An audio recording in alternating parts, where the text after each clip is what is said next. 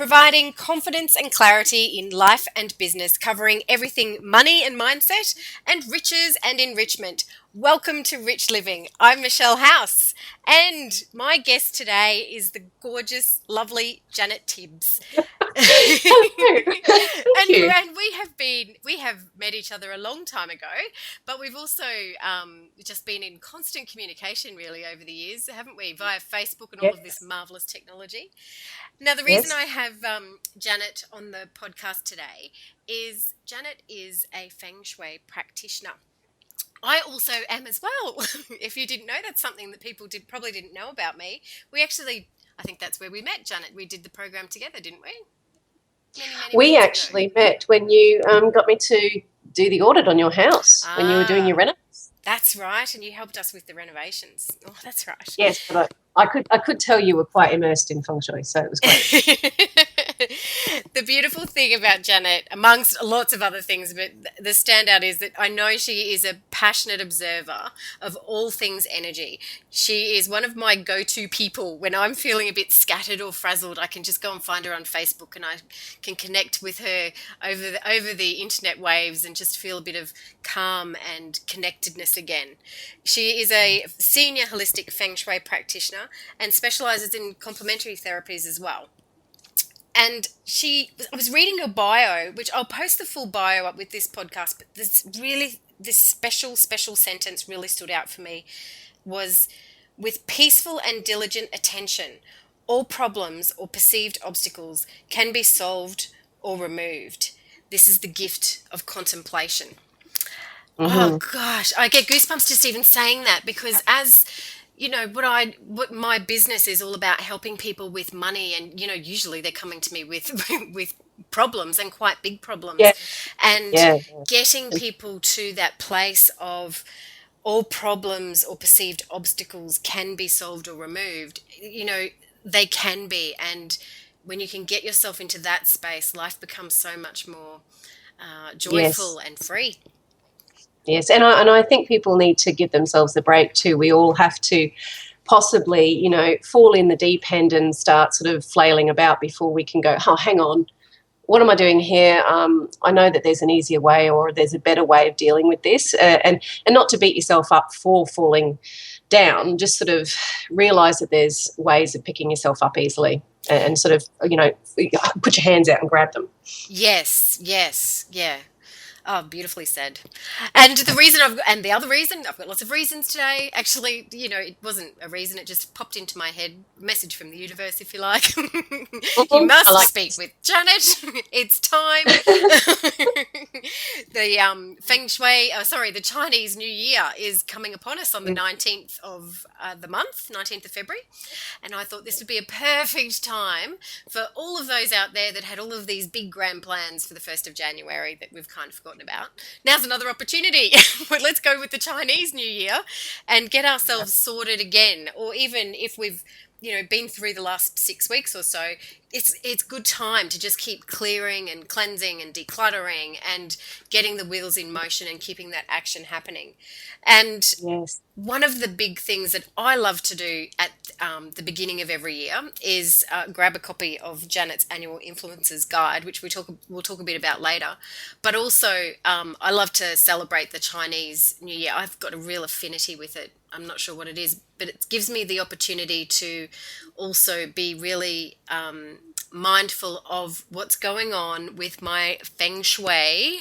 How should we say it? Doesn't matter. Oh, when I say it, feng shui. Feng Shui, there we go. Now's a good time to get all of those areas within our homes and within our lives, get them all cleared and sorted. So I suppose we'll start with, what is Feng Shui, Jannette? Well, oh, yeah, feng shui or feng shui. Um, there's so many ways to say it, and it's just a cultural background. So it's people in Korea. My tutor was Korean, so she learned to say it as feng shui. It's an observance of energy in your space and your place, and how to maintain it and manipulate it so that it supports all your endeavours. Um, the easiest way to explain that is that your energy layers that you're living in actually have an effect on how you feel and how your endeavours progress, or if they don't. So a lot of people don't understand that if things aren't going well, maybe you can change the way you think. Maybe you can change your physical health, but maybe you can also change the physical health of the place that you're in, whether it's your workplace or your home. Interesting. Yeah, I find that really interesting because I know that at the moment for me, there's certain areas in my home which I'm avoiding because every time I open the door, I go, oh God, it's just that feeling of yuck. And I know I'm going to get around to organising it. I'm going to get around to sorting it, and I should just do it. But energetically, I know that I'm avoiding a certain space in my home because it makes me feel like crap. And it's interesting if you took the observance of finding out what direction that room represents on the bagua, on the Feng Shui compass, if you don't want to say, you can actually, each direction has a life aspect. So for me, when I was first learning Feng Shui, we were doing meditations upon each direction. And when I meditated upon the north, which is associated with career and life purpose, I nearly blacked out. Right. Oops. And my tutor was beautifully also an energy healer. She was also Reiki tuned. She sort of jumped in quickly and brought me back very quickly. And we had a quiet talk about what had just happened. And and she said, when you go home today, could you please go to this north area of your home and have a little bit of a look around and see what you can find that might have, brought about this. And I, to be honest, I entered Feng Shui as a real curiosity. I have a skeptical nature. I do like to actually experience things before I invest anything in them. And so I went home and thought, right, I will do as my tutor asked. I will go to the north area. What I found was a large packing box that I had left in the understairs cabinet there, and it had, in big, bold block letters, Nette's things to sort out quickly. And I just looked at it and went, yeah, that's been there for 2 years. Wow. Wow. So I unpacked it, and what I found in there was so much emotional baggage, and it felt so good to get rid of it. I did ritual burnings and rippings and everything. It was fantastic. And really that was where my career started to take off, and that's where I started to realise where my strengths were and what I could use to help people. And also that realisation that was actually what I really enjoyed doing. It gave me something back. Wow. That's awesome. That's awesome. So you were just saying there the word is the bagua, which is, I suppose, like the grid or the map that you overlay your house or home to for the certain areas in your life. So right now I'm sitting in the southeast corner of my home, which thankfully I had Jannette I would say that's where your office has got to be. and it was very nice situated. So I'm in the southeast corner where my office is, which is also the wealth corner. So just talking a little bit about wealth, because people that are listening to this might have some money situations going on. What are some of the things that we can do in that area to unblock whatever's being blocked in our wealth aspect of our lives? Okay, this is a really interesting point, because a lot of people come into Feng Shui thinking, I want to actually get my life sorted out so I feel wealthy and so I feel abundant, so I feel healthy, so I have more harmony. The Southeast is a beautiful sector to begin in, because it is actually related to what I've actually renamed abundance. Instead of growth and wealth, I renamed my sector the abundance sector. I feel abundant for many reasons. Yeah. Now, I think getting clear about what makes you feel abundant, and for me it is also related to feeling harmonious, is to feel abundant, I actually need to have a sense of peace in my life. You could give me all the money in the world, but if I wasn't peaceful, I really don't think I'd feel wealthy. I have actually done assessments and audits for people who are who would be considered extremely wealthy. They have multi-million-dollar businesses, and they jet around the country and interstate all the time, and yet when I have talked to them, they haven't really felt very wealthy. They felt like they're on a treadmill. They haven't actually got much purpose in life and that sort of thing. So for me, it was an eye-opener when I first started the consultancy, what people think about as wealth. Go to your southeast sector. Have a look around inside and outside your building. Is there anything that you would consider low-level energy? And now from that, I mean, is there anything that you look at that's really ugly or unloved or completely broken down or in need of repair? Those sorts of things really have an effect on the energy you feel. So you were saying, there's some rooms that you walk into and you immediately feel repelled by them. Well, if you walk into your southeast every day at your home or your business and you go, ugh, repulsion, can't stand it. What is that energy relationship there between, your sense of abundance and the way you're interacting with your home or your business area? So, yes, I would say definitely sometimes the best thing to do is to remove everything that you can and stick it in a holding area. And even, if you need to box things up and say, these things are to be sorted out, put a great big message to the universe on that box, like I had, but unfortunately I left mine for 2 years. Put yours on the box and say, this will be sorted out as soon as possible. And then, organise that space so it's beautified. If there's landscaping that needs to be done outside so that it's just clean and tidy, if that's all you can afford, do that. Just, rip down overgrown things and burn them. And I think the other important sorry. Just be a bit ruthless with it, but try and set it up so that you have respect for the area, and therefore that will in turn make you feel more respectful about your connections with abundance. I think that's a really good point, because just coming into a space and tidying up your in tray or sorting all of the invoices into one pile and all of the other things into another pile, just that act of, gee, I've done that, has to create some kind of positive energy. I don't know, just some kind of abundant energy and a clarity and also a confidence. Yep. Getting it all, people say, I'm going to get my crap into piles. It's a very good practice. Making sense of your tasks to be done, immediately today. This is my week tasks. This is my month tasks. This is something that is a goal to achieve. I use tables and lists a fair bit. I'm a very visual kind of person. I enjoy vision boards and dream galleries and things like that. I make things like that up on my desktop. But I also think that the more mundane tasks can really be helped out if you are a scattered person, or if you're going through a period of life where you're scattered. Tables for weekly and monthly tasks are an awesome way of keeping on track and keeping on your path. Yeah, and that sense of that, and it's a feeling of clarity, a feeling of being organised and productive, gives you that little bit of extra energy, I think, that helps you get your life in order. That's right. Streamlining. I'm all in for streamlining. And, there's nothing more satisfying than pulling a weed out of a paver.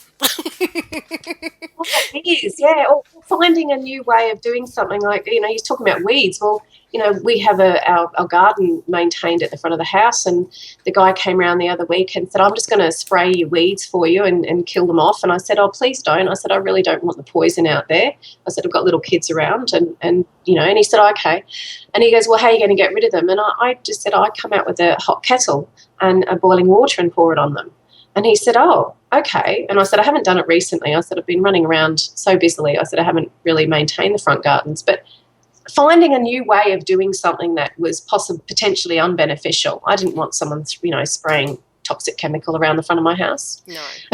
That's my entrance way. That's my invitation to the universe. Bring me all the good stuff. I don't want to spray poison around there.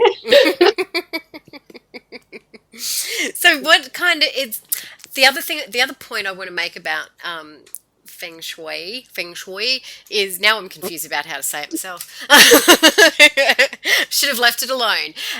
One of the other things I wanted to say is some people get consumed with the bright, shiny objects and the things that they have to have in their room, and they can't really do a proper feng shui of their office because they've got to buy red paint or whatever it might be. It's bringing it right back to just start with a clean slate, and then Yes.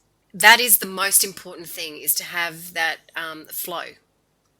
That's right. Mastermind your layout.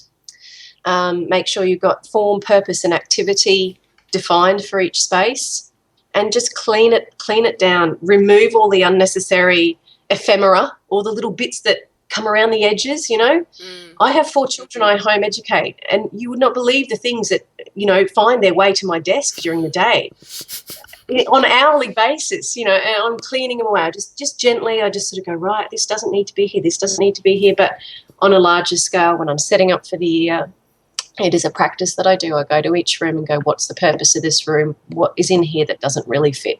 Yeah. And I like that idea too of just pulling everything out, especially with kids' rooms, I find. Pull everything out and just give them a couple of things that they need. And then as they need them, they go to the box to get them. And then you start stacking back up. Is that a possibility? Because sometimes I find kids' rooms are just overwhelmed with stuff that they actually don't know that they have.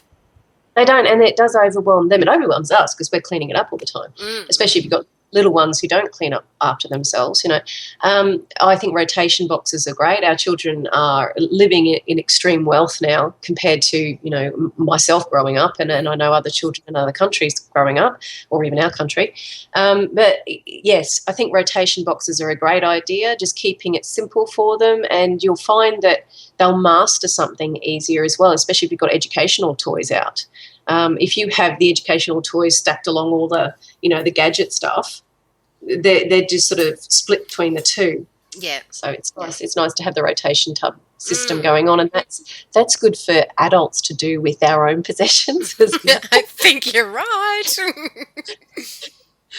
Yes. Yeah, good to do that in the crockery cupboard with all those, dinner plates. When you only need 5 and you got 15. Yeah. So the southeast corner being the wealth. I love how you've renamed that to abundance. I think that's beautiful, because wealth for me isn't necessarily dollars in the bank account, and that's what I like about these podcasts are about rich living, but it's not just from a dollars point of view, it's from living a rich life, and focusing on your southeast corner being where your riches will come from. What would be another area that you would pay particular attention to? Well, what would you pay particular attention to this year with the annual influences that will be coming through? Are there certain areas to focus on? Yes, there are. Each year it'll change because energy changes over time. And Flying Stars Feng Shui, which is the sort of Feng Shui that is the original, authentic study from the I Ching, the Book of Changes, it is actually based on this observance of time being able to change the energy flow from different directions. So this year, we're having to really look at our centre area of our homes. I always think it's important for people, regardless of the year, regardless of their the chart of their home, always look at what energy is pulling in the centre, what energy pulls at their entrance doors, and what energy is pulling over their bedroom. Because you spend a fair amount of time in a subconscious state in your bedroom. So, there's a lot of energy that you interact with on a subconscious level there. This year, it's very important to take notice of what's going on in the West, because we have a potential there for some energy that can bring really uncomfortable events and things like that. So we want to make sure our West area is really clean and tidy. It's kind of spick and span and loved up, but kept quiet. And then also the other one is the Southeast. This year we have the other I hate to say things that are, a bad energy, because everything has two sides. The energy that's going to pull there is actually really related to the mother and nurturing energy, and it's all to do with nurturing yourself as well as your family. So if it's depleted, or if there's low-level energy in that space, obviously it's going to be able to manifest its low-level aspects, which is ill health and digestive problems and all that sort of thing. So It's interesting to go through the annual influences and learn a little bit more about the original study of Feng Shui without all the cultural paraphernalia that's been filtered into it over the thousands of years. Yes, because that's something I didn't mention before, is you also can't get, this sounds funny how I'm going to say it, but you can't get good Feng Shui just by placing a Buddha with gold coins in the corner of your room. No, it's nice high quality key. I mean, a Buddha statue with a few gold coins is going to make you feel happy when you look at it. But if you've got that amongst a load of mess and disrepair and everything, it's going to be working very hard to make anything happen nice for you. It's sort of like, if you think about your own personal space of your body as being, as if it's your home, it is in a sense. If you take all the highest quality supplements and the best superfoods, but then you go and drink like a fish every night and smoke, I mean, Yes. your body's got a hard time of maintaining high quality key flow. It's just, it's common sense. It's easy to understand, isn't it? Yes, yes. And I think with flow also is, I think we've come into an age now where people are more willing to look at flow and energy, even though it's something they can't see, feel, or touch. There seems to be this heightened awareness of, there's an energy out there. We create our own reality. We can, manifest if we think about things, but also take action. Key part. Action's good. It's very easy to manifest, but you can't sit on your bum. You have to get out and do something as well. I always think of when I'm talking to people and trying to explain key and trying to explain, that feeling. It's, when you can walk into a room and somebody has just had a fight and they've got smiles on their faces. It's that feeling. It's that feeling of, you can feel it in the air. And I think we have to accept that energy is there constantly, all the time, low level, high level, whatever it might be, and it's working with that in flow in our favor is what we're aiming for. Yeah, and I think that example that you've just given, when people are confronted with that sort of situation, it's really interesting to see how the psychology of humans works. Some people actually try to deny it, yes, and other people will bring it out in the open and go, is there something wrong? Can I help here? It's just strange. People are brought up in different ways, and I suppose if we're brought up to believe that everything that is unseen and unexplainable is wrong, then, we come towards something like Feng Shui with a healthy amount of derision, an unhealthy amount of derision, I should say. And really when you sort of say, okay, if I just try and strip back my emotional baggage here and say, what am I feeling and what's real to me, then I can understand my spaces. And it's got nothing to do with the tassels and the gold things and the statues and all that sort of stuff. It's actually very easy to connect with. You actually think about going to the beach. I mean, you go to the beach and you walk along the beach and all of a sudden you sort of feel a bit more positive. Yes. That's an energy flow thing. If you take some time to go for a drive and you're staring at mountains and it's quite majestic and fantastic, you somehow feel empowered about life. Somehow, yes, more thoughts will pop into your head about, yes, I can actually get over this. I know how to get around this yes, problem, issue, situation. Everything that we need is within nature and within our environment. So we've created these environments of these buildings. They have their own energy, and it's up to us to actually manipulate that energy so that we can use it for success in our endeavours, instead of leaving it all up and just sort of going, oh, well, my house has got no influence on me. Well, wrong. It does. Your house influences the way you feel. You get up in the morning and you see a load of washing around, you may feel kind of oppressed, and you go outside and your washing up's not done, you feel oppressed. You look outside the garden, it's not cut, you feel oppressed. You feel obligation after obligation, like, hello, how are you going to feel by morning tea? You're not really going to feel good. If you can organise your spaces to nourish you by being kind of more clear and tidy, it might take a few weeks or a few months to get there. But the more that you can actually walk out into your space or even into your business, your place of business, and you can feel kind of energised by walking into that space, everything will have a knock-on effect from that. You'll just gain more energy from it. Beautiful. Yeah, beautiful. Yeah. One of the things that we were talking about was, being able to give the listeners some tips on how to kick off this new Feng Shui New Year, which is on February the Yep. 19th. And you've got 5 things that we should start looking at. Did you want to have a quick Mm. go over of those for the listeners? Sure, sure. They're in no particular order of priority Yep, here. yep. But I'm actually in the process of doing a blog post on the blog, and I do one each year usually for people just to alert them to what's a good idea. So one of them was clear up the entrances of your building, both inside and out, and have a look at the west and southeast, particularly this year, but also the centre of your home.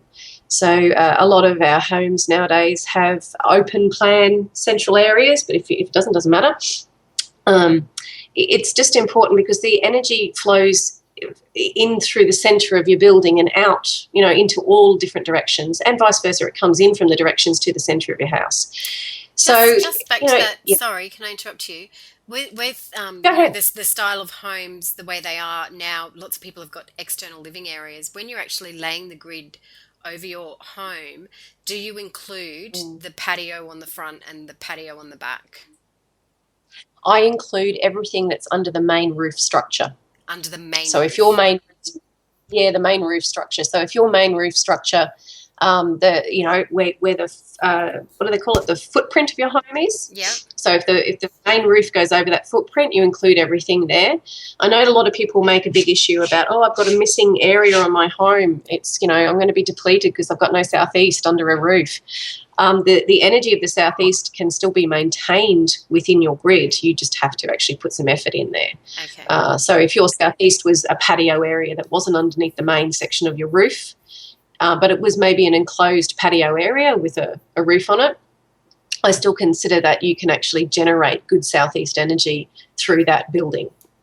Got it. I just feel that it's kind of common sense. If you go out there and have time spent out there and you enjoy it and you maintain it with high quality care, if it's a garden area and you cultivate it and you keep it clean and tidy, then the energy of the southeast will be invited into your building structure. Yep. Yes. Got it. Does it make sense? Yep. Okay. Sorry. And some other tips? I like to always try and plan for the year. I think this is what I've written, begin the year with a clear idea of what you wish to achieve. So if it's personal or business, getting it written down and then making sense of it with a step-by-step list or a table can help you feel in charge of your destiny. I think this is a good thing to do whatever the year, but especially this year.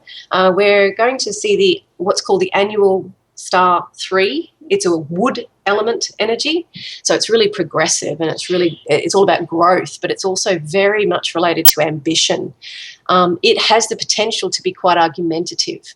So one of my other tips was this year there's a potential for arguments and arrogance to get in the way of success and peacefulness. So I think being realistic about what goals you're setting and then aim to get some help with whatever aspect of that goal you might need help with. So if it's budgeting that you need help with, if it's a new skill that you need help with, if it's a relationship or personal issue, maybe consult a counsellor or mediator.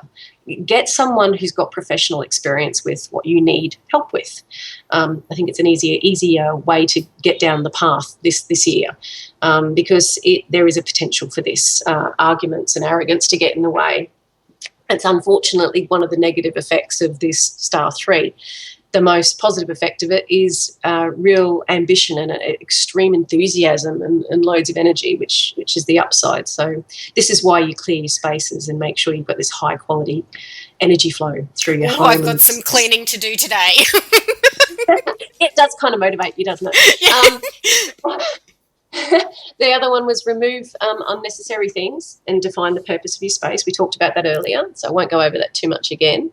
Mm-hmm. If you are space strapped, so if you're someone who's living in a small area, then I think, research some clever options for clearing things away into defined areas, whether it's defined storage spaces or just defining areas of your small abode, whether it be a small flat you're living in or if it's a small workspace. I've actually got an aromatherapy business. I make it work out of a large disused computer cabinet.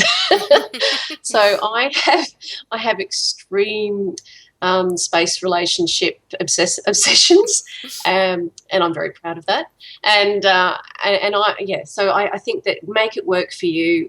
It might take a little while to figure things out, but if you keep at it and just meditate upon things quietly, contemplation always leads to a little answer popping in, and just work with it. Don't be too hard on yourself. Have patience with yourself. Be kind to yourself, and then things will eventuate from that. I also think that it's really important to know what's on the horizon when you're planning things. So that's what I really liked about Flying Stars Feng Shui, and about the annual influences, and about being able to see this time quotient being put into place with all the relevant information about spaces. That was great, but I could feel that energy moves over time. One year felt different to another.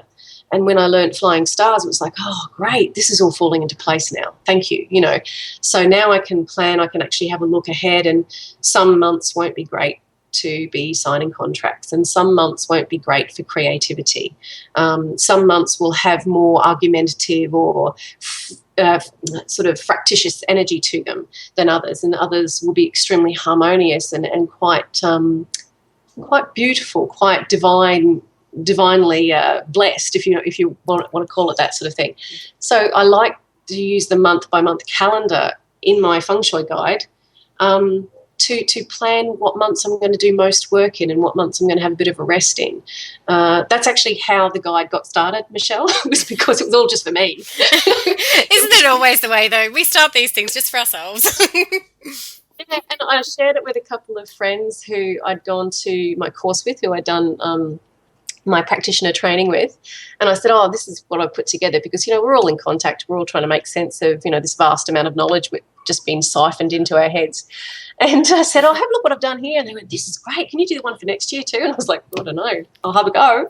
And that was 6 years ago, and so this is the 6th publication of the Annual Influencers Guide. Wow. And each year I do gatherings now as well. I love it. It's a way of keeping in touch with my course buddies, and it's also a beautiful way of making new connections, and I like it because the whole purpose of it was to generate gatherings of people who were looking for the same solutions I had been looking for. I found it very ambiguous to try and find clear information that was easily laid out in my language. I have no Oriental heritage at all. I have a few good friends who are from that background, but it was such a foreign thing to me that I had to actually pair it right back to just energy flow, which I understood. That's my language. So what I write in is very easy, so that people, no matter what kind of spot they're on in their journey of Feng Shui, they should be able to understand this guide. Well, that's the thing, is I've had the guide nearly every year, actually, I think. And I do exactly what you're saying, is I look through it as a whole over the year, and I pick out the months, and exactly what you're saying. For me, it's where are the better months going to be for hosting workshops, where are the better months for me to be resting and having holidays and time off, and then I plan out my year with it. And then I've got a note in my diary and also in my phone that pops up a week before the beginning of the next month to remind me to go and have a look at it, and just to reconnect with it month by month. I've actually found it, and I think it also just keeps me in line with my purpose. Whatever I set out to do at the beginning of the year, this guide will bring me back in touch if I've gone off the rails for a bit, which happens when you've got 3 children and a business and a life. It's an opportunity for me to just connect back to me, my life, what I'm looking for. And I love reviewing the month that has been and going, oh my God, that was so right. Oh my God, yes, that happened. Oh my God, I shouldn't have signed that contract. Yeah, this is why I always say to people, if it's one of those months with the litigation potential, yeah, have a few people look over that contract book quietly, let them read it first, and then see how you go. Maybe they'll come back and go, did you realise that there was this phrase in there? And they go, oh no. It is interesting. It's interesting. I have a beautiful client who's involved with the property business, and she is just wonderful. I mean, years ago we were going. That's why she contacted me. There was a few issues going on, and we were able to identify things within the landscape and the buildings chart that we could rectify, and just slowly, bit by bit by bit, we fixed it up. And it's a joy to see her now. Being able to use Feng Shui so deftly. She uses it within her business, and it's very validating for me to see that she's actually taken it on board and just embraced it so nicely. Yeah. And it hasn't overshadowed anything else that she does. It's all kind of in the background of what she does, but it's a consciousness, of energy flow, which is really helpful. It is. It is. Now, you've prepared the annual Influencers Guide for 2015. How can the listeners get their hot little fingers on it? They can just simply go to my website, which is holistictherapyconnections.com. And I'm on Facebook as well, so they can contact me and have a chat with me if they like. What's your Facebook page? They can just Jannette Tibbs? Oh, yeah, they can contact me through my personal page, or I have Holistic Therapy Connections as well on Facebook, so they can just type that in and it should bring it up straight away. So I love talking Feng Shui. As you can tell, I could, and my gatherings are, I say it's about an hour and a bit, and we usually end up 3 hours later. We're still blah, blah, all giggling. It's wonderful. Beautiful, and I think we'll have to have you back, and we'll have a review of the chart of the guide and see how the months have turned out. We can use me as an experiment for everybody. Excellent. You can be our guinea pig. And the other thing is those 5 tips that you talked about with your blog piece that will be available on your website as well. And there's a link to the blog from a website, and it'll be posted up in the next day or two after I've finished putting the pictures in. All right, fabulous. And I'll also put all the links on my page as well attached to this recording, so that we can make sure everybody gets pointed in the right direction. That's awesome. Thank you so much for your time. I've really enjoyed it, as usual. I love talking to you about it too, and I could talk about it forever. And it's been too long. I actually have missed having a good chat with you. Yeah, we will do it more often.